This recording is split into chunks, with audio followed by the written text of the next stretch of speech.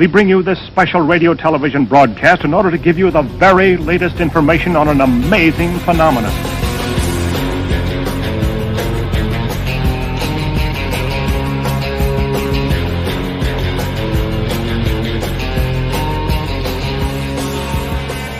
From the files of Schlock and Awe, welcome to Natural Selection, the home of the DTV Creature Feature.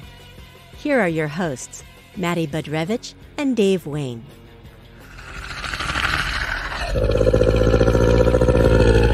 Don't you dare touch me! Stand back! No! No!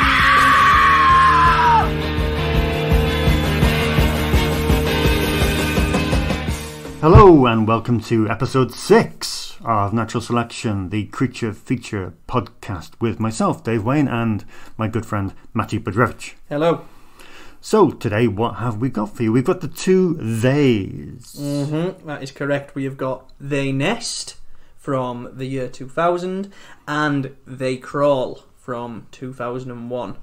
Very simple, really. We've talked a lot about giant critters, basically. Everything we've looked at so far, with the exception of Rottweiler, it all tends to be like a giant crocodile, a giant snake, a giant octopus. This time, I really wanted us to touch on bugs, basically, something smaller scale, because there's that great tradition of direct-to-video bug movies that started springing up in the 90s. So, just to give a little bit of context on that, we've got Arachnophobia. Of course, yeah. Which fantastic film, released 1990, because it goes on to become a cult favourite, very well reviewed, very well regarded, and rightly so. Yeah. Throughout the 90s, after that, you've got a few little other bug shockers. We've got ticks, aka Infested, the great Brian Usner production about, mutant ticks. You've got Skeeter, and you've got Mosquito by Creature Feature Hall of Famer Gary Jones. So happily, that sort of tradition carried on into the noughties when all these other giant creature features were becoming popular. We get these two little bug movies, both of which are about cockroaches. Yeah, it also introduces us to two companies we haven't yet covered. Obviously, the first few episodes we've run the gamut of legendary, B-movie production houses. We started with New Image. We went on to Fantastic Factory. We did, Philip J. Roth and UFO last month. So this episode, we've got two, I wouldn't say like my favourite, but I mean, these guys are indispensable. We have Cinetel, of course, and Schlock. So They Nest was produced by the Schlock company, which was founded in March 1983 by lawyer-turned-producer Donald Kushner, who would produce Tron, and Peter Locke, who'd previously produced Wes Craven's The Hills Have Eyes. Kushner-Locke were based on Wilshire Boulevard in Brentwood, LA, and they, perhaps most famously, if like us, you fancy yourself as B-movie kind of historians, Kushner-Locke are probably most famous for partnering with Charles Band's Full Moon in the mid-90s after Band had split from his most successful deal with Paramount and was unable to land a partnership with Disney. Yeah, well, for most of the 80s, during the early years of Kushner-Locke, they sort of involved themselves mainly in television stuff and also kid stuff. Remember the Brave Little Toaster? Anyone? That was theirs. And while they maintained a steady output, it wasn't until this partnership with Full Moon came about that things went absolutely off the charts. I mean, by the time they filed for bankruptcy in 2001, they had a production slate of about 300 films in the can, which is just crazy. And 80 of those came between the partnership of Charlie Band and Kushner-Locke, although it was mainly Peter Locke that was a friend of Charlie's, with them both going back to the 70s. But some of the most pivotal Full Moon films came with this collaboration, things like Oblivion, Shrunken Heads and Castle Freak, for example, in the very early days. And even if even if they weren't perhaps cranking out the most well-remembered ones when they went under in 2001, we are quite fans of things like Voodoo Academy and even the Monikers. Can I say that?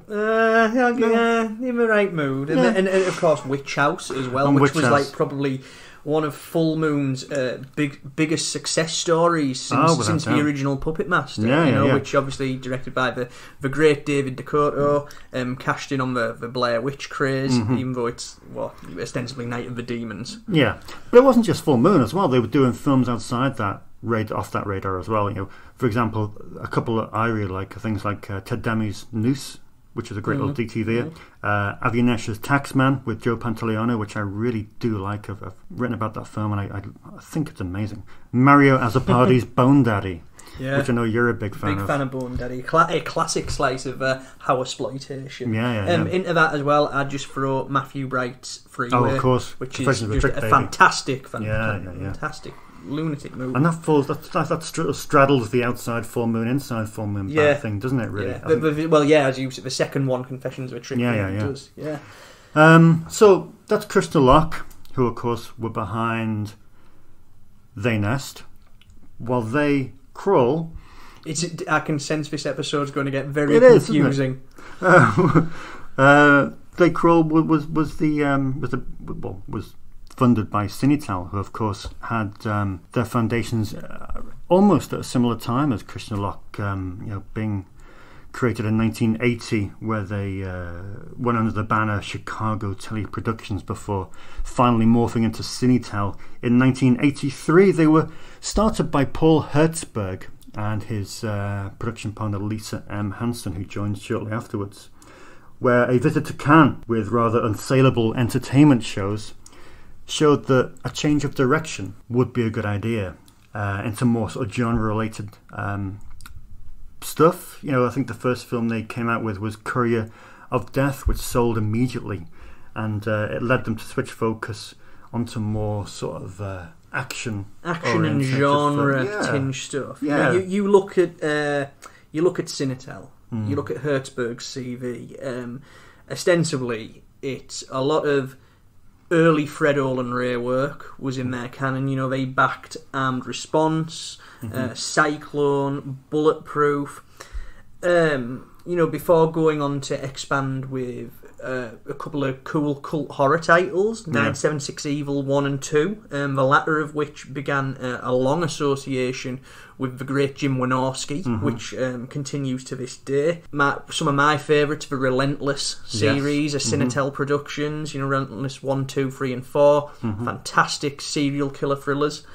But what's interesting about Cinetel is that eventually they became one of Sci-Fi's main suppliers of product. And in that Saturday night monster movie, we had the likes of Project Viper, Gargoyle's Revenge, Komodo vs. Cobra, Caved In, AI Assault, Bone Eater, Troglodyte, most of these, of course, being Jim Wynorski flicks. But this links in with what we said last episode about supply and demand. Now, whereas Kushner Lock, they weren't necessarily in the sci-fi business, because as we'll go on to discuss, They Nest, in fact, debuted on the USA Network. That's right. However, Kushner Lock were making films to the demands of the video market. Cinetel, who produced They Crawl, were very much doing the same. And it just so happened a lot of their Cinetel stuff links in with the sci-fi sort of vogue that we've been exploring. You're listening to Natural Selection, the home of the DTV Creature Feature. Dr. Ben Cahill was looking for a second chance. There's just a certain amount of resentment here from mainlanders. No, I can feel that. A place to start over. Why don't you sit down and have a drink? I don't drink. Well, I think you picked the wrong place to dry out. But on Orr's Island, something is lurking below the surface. You won't mind lending me your expertise for a while. Somebody sick? Somebody's dead. What do you think, Doc? These marks here. These caused by crabs? Something's not right about this.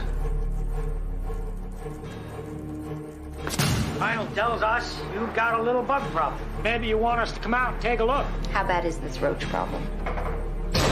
You think I put bugs in your refrigerator? Yeah, that's right, I do. Well, I'm in a lot more trouble than I thought. Why? Because it looks like these animals are eating from the inside out. They bite their prey and paralyze them in order to lay their eggs inside the host. This just keeps getting better.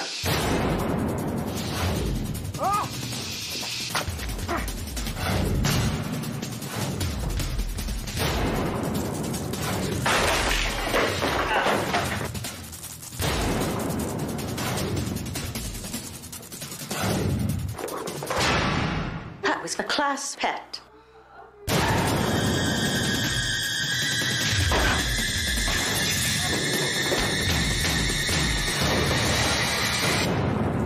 They nest. There's a trailer for They Nest there, aka Creepy Crawlers, which you said it debuted on the USA Network? Mm-hmm, that's correct. It premiered on the USA Network in July 2000. Now, there's a little bit of a discrepancy between the actual dates that it was shown. Fangoria issue 194 reckon that it was going to be shown on the 11th of July.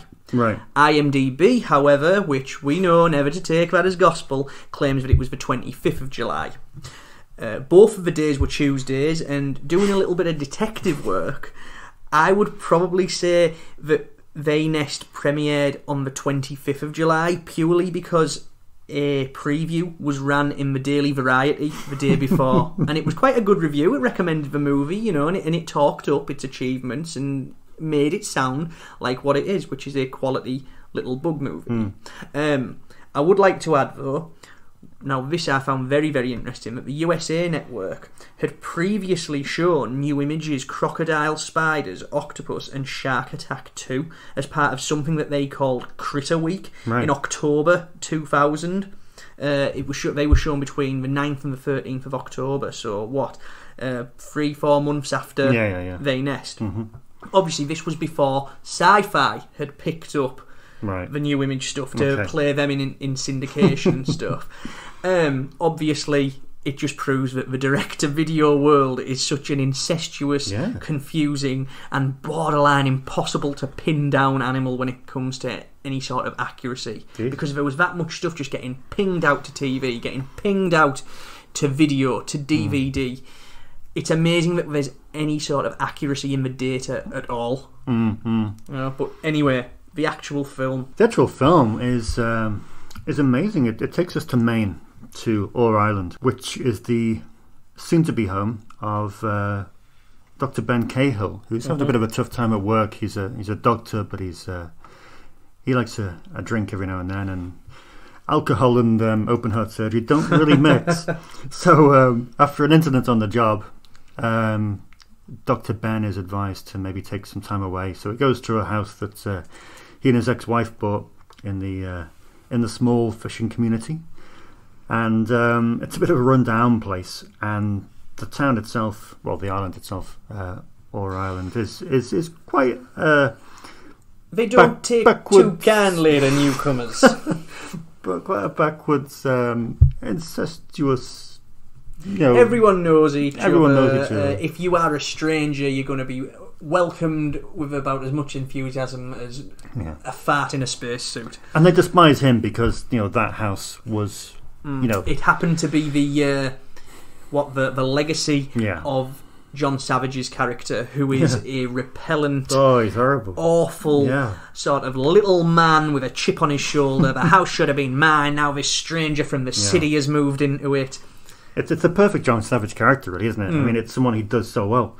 So that's it. Initially, you've just got that battle between Jack Wald, who's John Savage's character, and also, coincidentally, he's the island electrician, so he can control the electricity to Dr. Ben's lovely little which, of course, hideout. he uses to make, because he doesn't want him living in the family homestead that should have been his. No. Savage's character starts a low-level campaign of harassment against him. Now, of course, while that's going on, a body happens to have washed up on the shore of this little fishing community, which just so happened to have a cockroach crawl from out of its mouth. Yeah. This body was the one we'd seen in the film's sort of preamble, which involves a man being thrown overboard and having his mouth taped shut beforehand. So it becomes pretty obvious that there is some nasty bugs about to get loose in this little fishing place.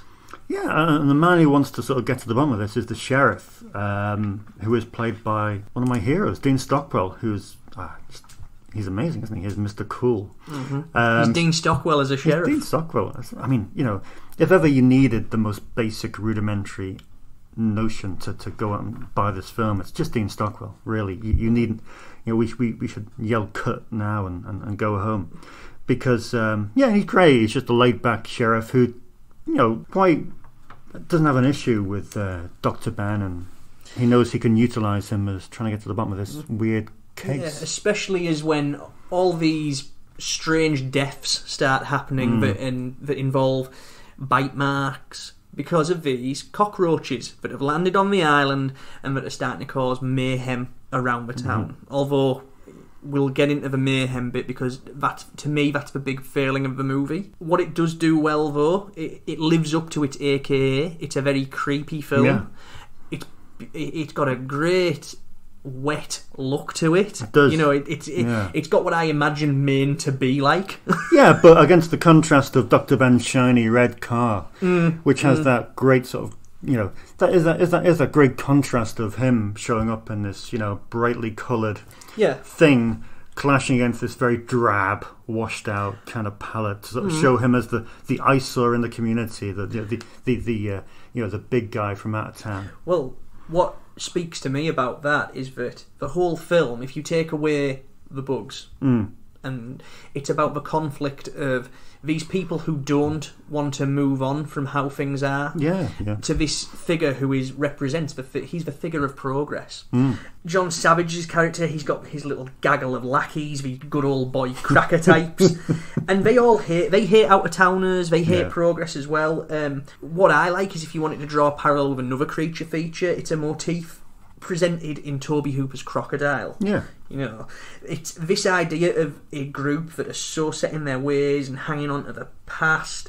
Metaphorically, they're then confronted by that past in the form of a primordial force, a primal force, these insects. And I like that idea in the sense that it's the past that ultimately proves to be the undoing of these people who are living in the past. Because they fear progress, but at the same time, here's a natural force coming to wipe you out. You can't get much more primitive than that. No. It's not fully realised by any stretch, but I think you can read a sort of millennium bug analogy into it. This fear of returning to the past while simultaneously looking nostalgically back at it. How the Ben Cahill character represents progress and all this stuff. It's not great. It's not the best man versus nature kind of thing, but it works within the framework of the movie. It as you say, gives some nice visual cues with the contrast of his red car against the wet, grey, washed out look of this main island. And it adds just a nice bit of drama. Yeah, I thought the bugs were good as well. You got Terry Sonderhoff on FX there, who of course started out with Cracker Jack, Bordello of Blood, and weirdly the same year he did the little TV movie They Nest, he also did Final Destination. Oh wow! But I thought, compared to say the film we're going to discuss next, I thought this was streets ahead in terms of bug gore and bug action realism, and stuff. Should we say? Now, before we get into the sort of structure of how the bugs go about, they use two types of actual cockroach on this film. They use the Madagascar hissing cockroach, which is about 3 inches long, and a giant cave cockroach, which has wings and is much bigger than the Madagascar hissing cockroach. The insect wrangler was a guy named Brad McDonald, who was assisted by someone called Jay Patterson, and they used between 500 and 600 on them on the entire movie. The most used between 200 and 300 in one single shot. Great bug carnage. It does take a while to get going, but once it does, you have this wonderful scene in which the bugs attack John Savage. Oh, yeah, you have the wonderful scene in which the bugs attack Dean Stockwell. That's and they swarm them. And you've got the wonderful body horrors. They're crawling into their mouths and things like that. Yeah. No, I don't have an issue at all with this. I would happily place this amongst my top 10 creature features because I think it's not perfect, but it's not far off. To me, it's one of those I could stick on any time. I love the atmosphere, I love the setting. I know it's Vancouver.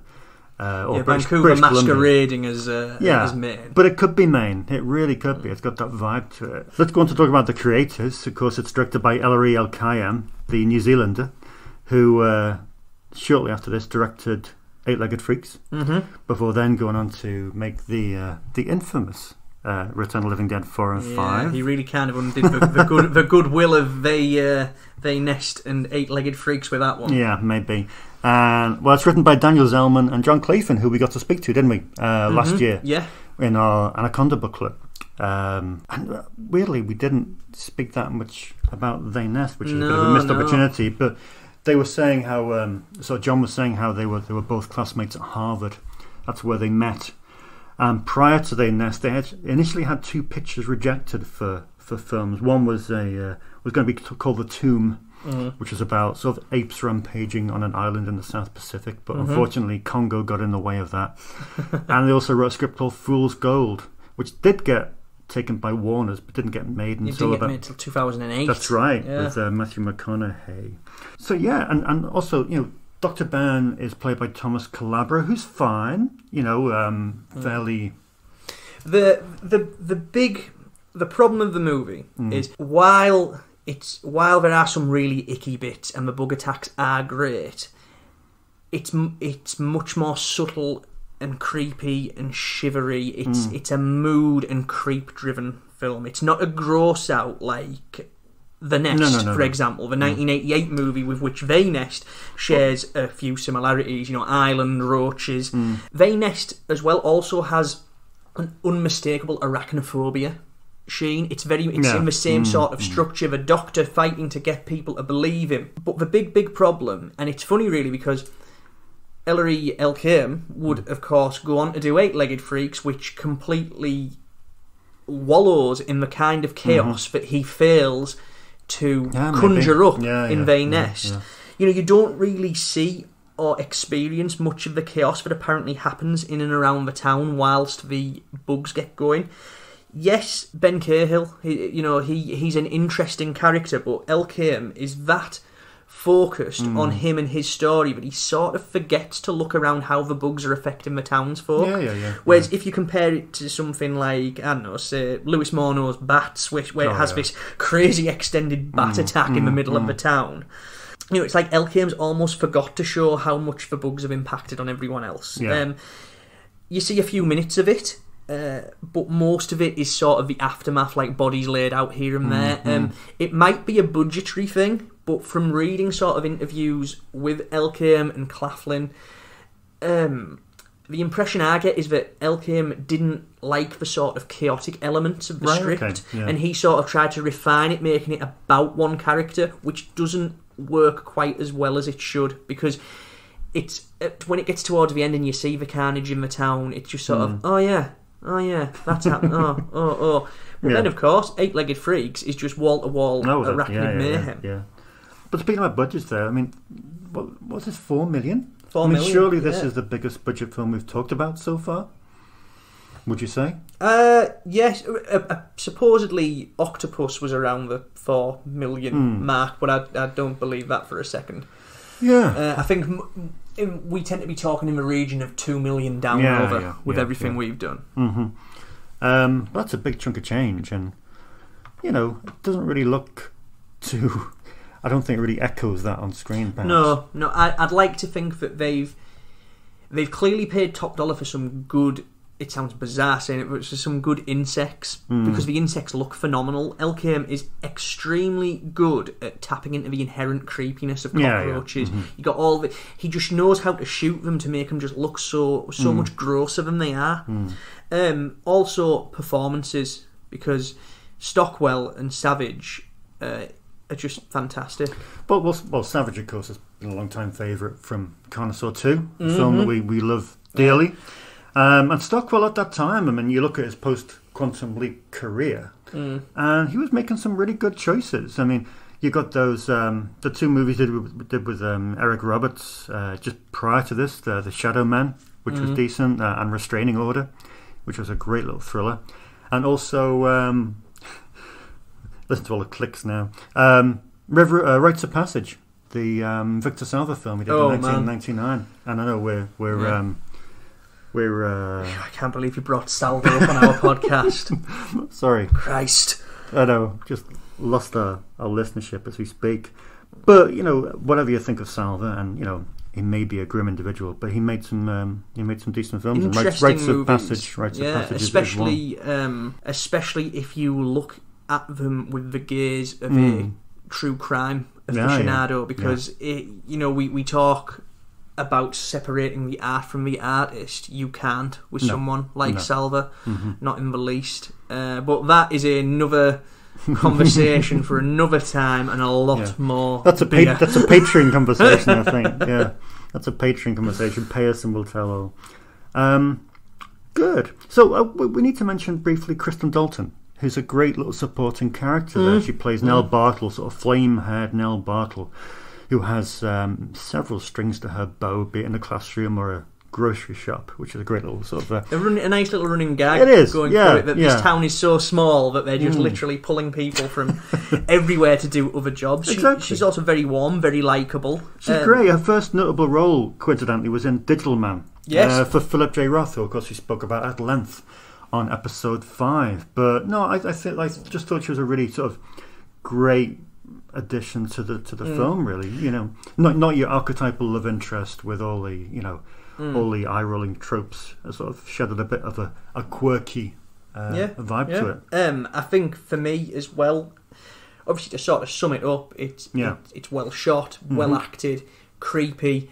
Ending's a little bit fudged. But the unsung hero is the sort of crawling leitmotif to Vinnie Galia's score.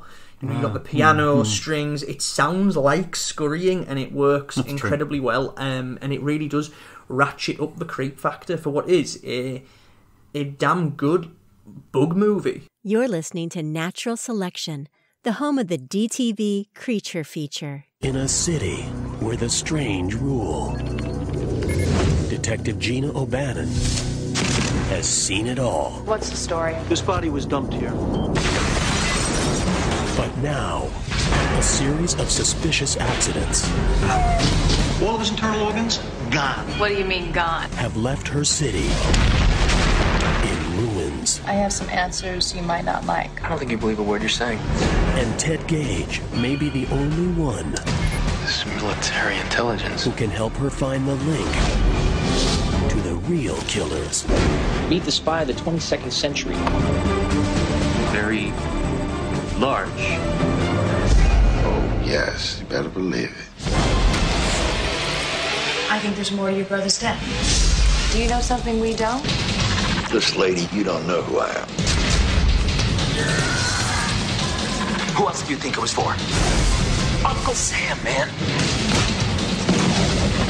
Why are you doing this? For the cult? No! They crawl. We human beings were an interesting species. I mean, me personally, I'd just rather be a cockroach. Look for it on video and DVD. Okay, that is the trailer for They Crawl, the 2001 creature feature, which has an AKA of crawlers. Opinions on this might not necessarily be too great, maybe? Not a fan. No. Have you watched it, but did you watch it before, like, recently? No, actually. Oh, really? This is the first time I've seen They Crawl. Right. I like Cinetel. I like a lot of people involved with it. I like certain things about it, but on the whole, the film is so wearyingly boring. I just found myself completely switching off to it. You know, and to me, the measure of a film, if I'm looking at my phone waiting for it to end, or pausing it to go and get a drink, or pausing it and then standing and staring out the back window for 5 minutes just to have some respite.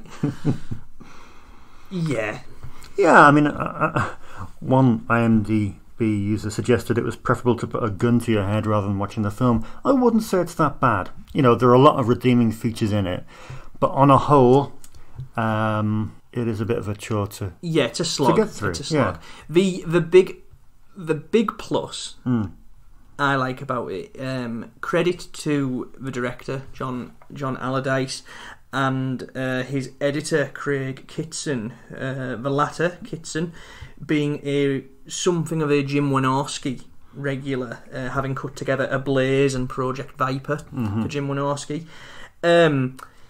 They Crawl makes very good use of stock footage. It does. Within the film, it's been edited from stock footage from Red Heat, Last Action Hero, Chain Reaction, and Rush Hour. Yeah. Though, interestingly, it's only Last Action Hero, Rush Hour, and Chain Reaction that get mentioned in the credits, even though the bus chase from Red Heat is used in the movie. But it's done extremely well. It's integrated into the story nicely. It bolsters the production values immensely. The film looks much better and bigger than it is, considering what it was probably shot for like $1.50 in downtown LA.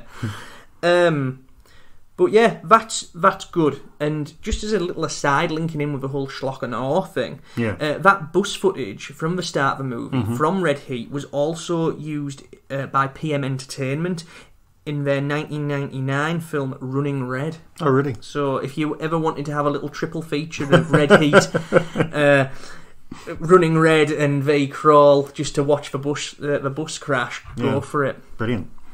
No, but it's funny you mentioned the Wynorski thing and Project Viper, because this has a lot of... I mean, they must have shot back to back, presumably, because this has a lot of overlap with Project Viper, which we're going to be covering on an episode further down the line, I'm sure we will. Yes, absolutely. Because you got, John Allardyce, of course, was the visual effects supervisor with Foundation Imaging, which of course did the VFX on Project Viper, while Curtis Joseph and David Mason wrote Project Viper. Meanwhile, Tamara Davis was in Project Viper. Billy Kern was in Project Viper. These are members of the cast. So there's a real sort of overlap there. Yeah, there's a nice symmetry. There's a symmetry, and it may be preferable to watch Project Viper instead. Absolutely, No. Absolutely. I will say this though: the big problem for me is that the film is just plot. I don't get a sense of character. I don't get a sense of anything really going on. Of course, the actual story for the film is that there's been some strange murders going on in LA that potentially could tie to some sort of weird cult, an organ-removing cult called Trillion. Yeah. However, this Trillion group have co-opted some military-made cockroaches and are going about killing people with these cockroaches that they can control through sound waves and electronic waves, If it sounds confusing, it is, because this is like the stock footage sort of aspect. The jigsaw nature of this film is just nutty. It's the word that keeps popping into my head watching it was workmanlike. It's as if the film is trying to hit multiple bases, but it just doesn't succeed. It's just messy and unfocused. It's just this weird hybrid between police procedural, cult chiller, creature feature, family drama, military thriller. Yeah. And it's this lack of focus, which in turn led me to a lack of focus, because I had no idea. There's just too much going on. It was like, what the fuck is happening here? It was just wearying. Yeah, I mean, we saw a great example of two genres being fused together in the last episode with Boa, which was prison movie and creature feature. Simple but effective. But here, we're doing all those 5 or 6 aspects that you suggested, plus the rejected X-Files episode, really, isn't it? Yeah.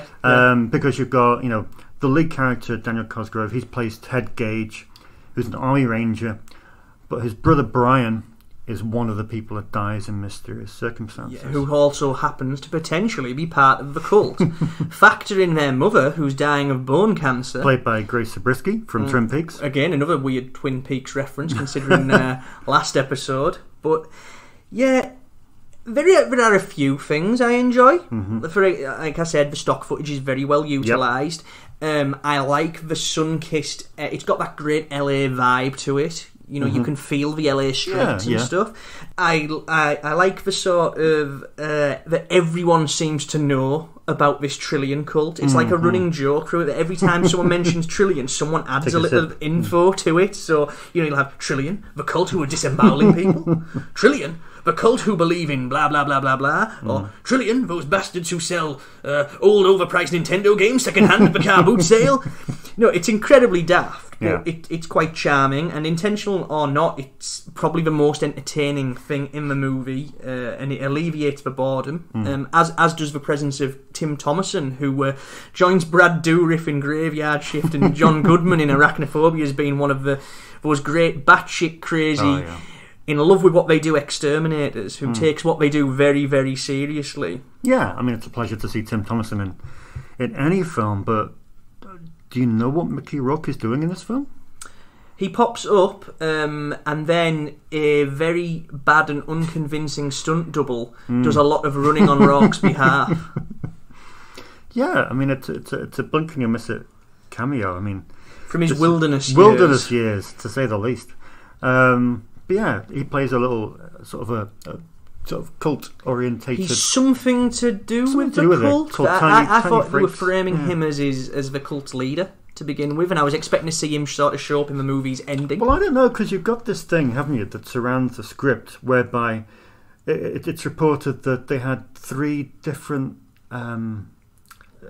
culprits. Yeah, I mean, did you get that vibe? Did you get that vibe where it was like a sort of Murder, She Wrote ending of, it's him? Well, they pin it on first Rourke, because you think, he's a bit creepy and sinister, but then you never see him again. There's a character called Professor Jurgen who is tangentially linked to this missing brother character, and then there's another character who the professor's linked to who goes by the name of Lazarus. Now, the fact that Lazarus is supposedly dead and he's not, that should be the alarm bells that this is the bastard behind it all. Yeah. And you can see the second he pops up, it's like, oh wait, this is the guy, and then the rest of the threads fall apart. But in the interim, another positive to the film, I do think the CG is pretty good. Do you? Yeah, I'd have preferred real cockroaches. I mean, not too many spoilers, but how about the end sequence? When they... fuck it, let's talk for spoilers. Yeah. I think we need to... The giant... How the hell would you even explain it? It looks like a rhino. It's all the cockroaches, all these sound wave, electronic wave, whatever controlled cockroaches, they end up joining together and creating like a giant cockroach that looks like a massive rhino. Yeah. A very, very cool idea. Yeah, almost seems like an overhang from something like what's the Guillermo del Toro film? Mimic. It seems like something from that. Yeah. And that looks kind of cool. It's an interesting concept, and one I'd certainly like to have seen utilised more than rather just a 2-minute coda at the end. I'd rather have seen that than all this cult and military bullshit that's popping in and out the narrative. There's so many aspects of it that just don't work. I mean, even the cult leader, who played by Brandon Carra, I always call Lazarus because his name's James Lazinski. Groaned. That fits. It doesn't. And it's a shame, because I think the idea is there for something quite decent if you strip it down, and it's like a first draft. It is, let's just throw everything. Let's throw all the spaghetti at the wall and see what sticks. And none of it does. You just end up with a few bits that are kind of cool, potentially accidentally amusing. And it's almost a shame that this is, we're ending with this movie for this episode, because I don't want to go out on a downer. No. But I really do think that there is a lot better bug movies out there. There's a lot better creature features out there. So far, I would rank this as the bottom 2. Would you? What do you think of the way it's filmed? Yeah, it's got that shaky cam police procedural. It looks like a friggin' episode of The Wire at times, or something like that. You can tell that director John Allardyce is going for the police procedural kind of thing. I don't think it translates well to the creature feature aspects, but he knows how to get material that can be cut into a scene that, while it doesn't work, it moves the story forward. So I guess there's an energy there, but it's just so plot. I mean, the DP was Maximo Munzi, who does tend to do a lot better. He worked with John Teleski across Guardian, Chain of Command, and Judgment Day, and they were 3 very, very good films. Maximum Munch. Teleski was actually the second. I noticed in the end credits that Teleski's the second unit director of They Crawl. So yeah, I wonder if he'd done a bit of additional shooting as per what he did on the likes of like the Pandora project and things like that. Maybe. But yeah, it was a disappointment. So bottom 2, you reckon? But this an arachnid this is where I've bottomed out with this. Oh really? Yeah. However, I do think They Crawl does have a semi-interesting distribution, at least. You know, supposedly it premiered on Italian TV in March 2001, before appearing on DVD and video in the UK in April 2002. It ended up, now, another discrepancy, it ended up in the US on video and DVD either December 2002 or January 2003 via Lionsgate. I couldn't find anything else to corroborate other than those 2 vague dates. But it sort of popped up intermittently on the USA network, like They Nest. And occasionally, even to this day, pops up from time to time on Sci-Fi, because obviously Cinetel and Paul Hertzberg have a long-standing relationship with that network.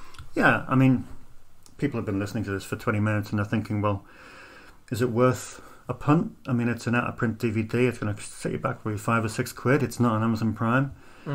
Is it worth a go just to pair it up with They Nest and sort of contrast sort of how one should be made and how one shouldn't? I mean, I don't, but I think all film is worth watching. Even if it's bad, you take something from it and you can say that you've seen it. But I would be loath to recommend it because it's boring for the most part. But if you're interested in some CGI work and want to see a giant cockroach creature at the end, I mean, I don't see no problem with you. If you ever came across it in a charity shop or a car boot sale, snap it up and just fast forward through it. But do not, I wouldn't go out of your way to see it. If you stumble upon it, great, but you aren't missing anything essential in the creature feature canon by giving this one a miss. Okay then, thank you for listening. This has been Natural Selection, home of the Creature Feature podcast. Go ahead and give us a like on Instagram at Schlock and All, where you can find about all the inner workings of our book, 1001 Forgotten Films of the 90s Rental Realm, while you can also give us a follow on Twitter and have an insight into our innermost thoughts and processes. So what's yours? At the Dave Wain. At the Dave Wain. And I am at Matty Budrewicz. Thanks for listening. Don't forget to check out the Schlock and Awe page on Instagram, while you're welcome to stalk Matty and Dave on Twitter. See you next time on Natural Selection.